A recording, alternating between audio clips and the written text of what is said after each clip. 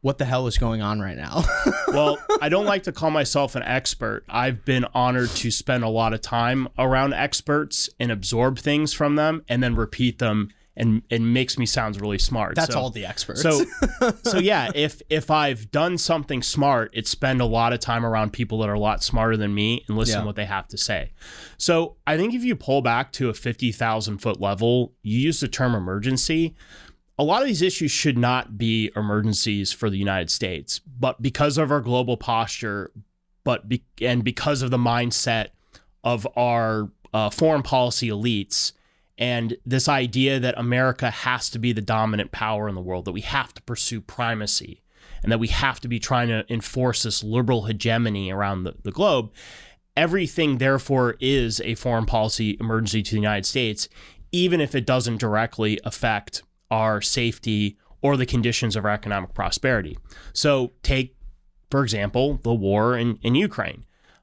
We have allowed that to become a foreign policy emergency for the United States. As I've said on the show before, it is primarily a European security problem. And that's how we should view it. And that's how we should be crafting policy towards it, which means that the United States, should have little to no role in the conflict. But we are still the leading supporter of Ukraine, despite these new European commitments, and they're just that. They may not follow through with them. If the Biden administration has its way, and they might not get their way, we're going to send another $60 billion to Ukraine. In particular, in the Middle East right now, I think that there are more interests at stake for the United States and Israel. Israel is a country where we've had a security relationship with for a long time. There are stronger economic links with Israel than we have, say, with Ukraine, and there are stronger cultural links. But there are a lot of risks right now for the United States in the Middle East and with this conflict because we're overexposed. We have thousands of troops, for example, spread across small bases in Iraq and Syria that could become prime targets for Iran if they choose to retaliate against the United States for its support of Israel, or if we get directly involved in the conflict by, say, attacking Hezbollah. And so all of this, particularly in Europe and in the Middle East, is actually distracting us as well from what actually you could argue is a true emergency and what's going on in East Asia. So really, we're at this point now where the United States is extremely overextended, where we have a limited ability to do all the things that we say that we need to do. I wouldn't say even a limited ability. We have no ability to do everything that our elites want us to do in the foreign policy space. And we are unable to actually focus on the true challenge that we have at hand. And it's a really dangerous place for the United States to be.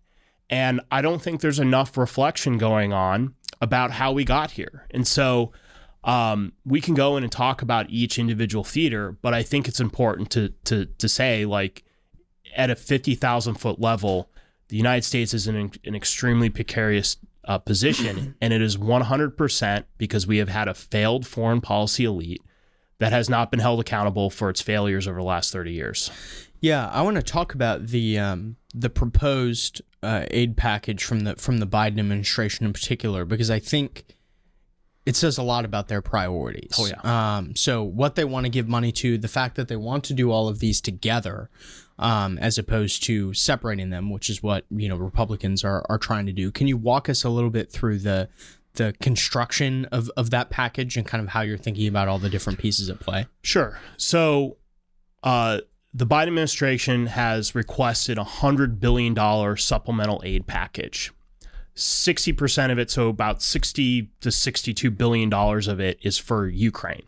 And they requested an amount because essentially they want to fund it through the 2024 election, so it's not constantly coming up for votes during an election year, because they know Ukraine aid has become extremely unpopular, not just among Republican voters, but voters as a whole. And we've seen CNN polls that have showed that, New York Times polls that have showed that, and they know that. So they want to get another year of aid so they don't have to worry about battling with Congress. So they want $60 billion out of that $100 billion to go to Ukraine.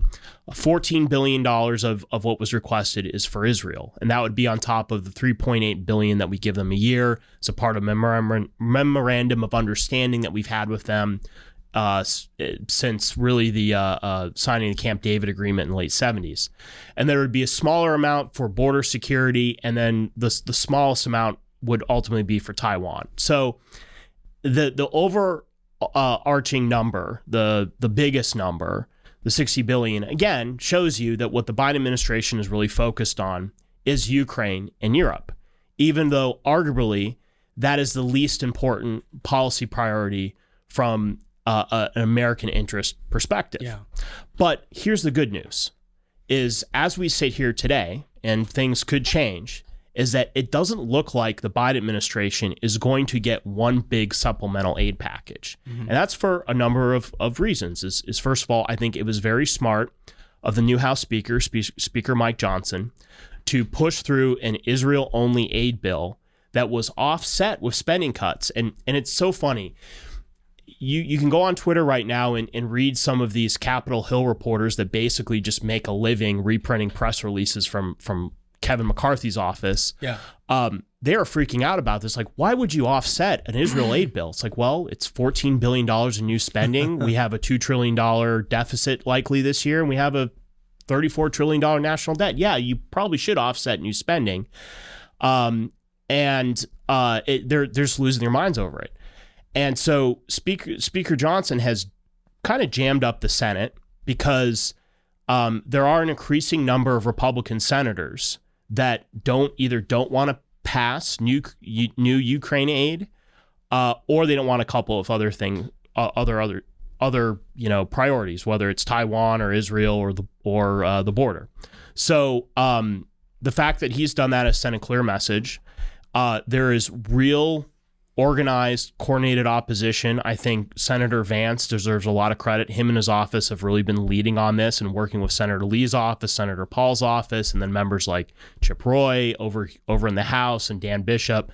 They've been working really well together to really kind of push the pro-Ukraine aid Republicans in the Senate into a corner and make it difficult for them to work with the Democrats to try and push through a big package.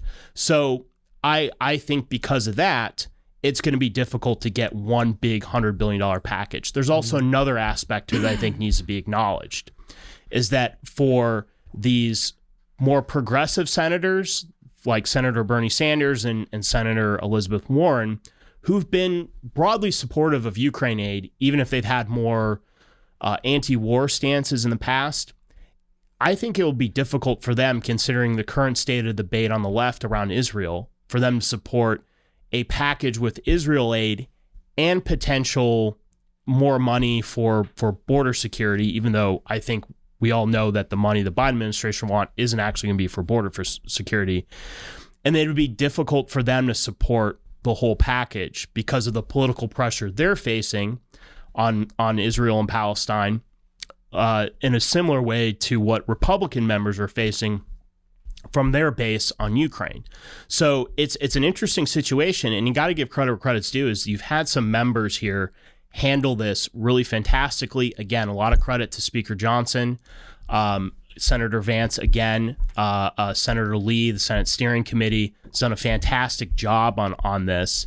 And we're in a position now where I think there could be either very highly conditioned Ukraine aid that goes through, and it's really the last true Ukraine aid package, or as Sorab has said in the last couple episodes, there may not be another Ukraine aid package. That is a possibility right now.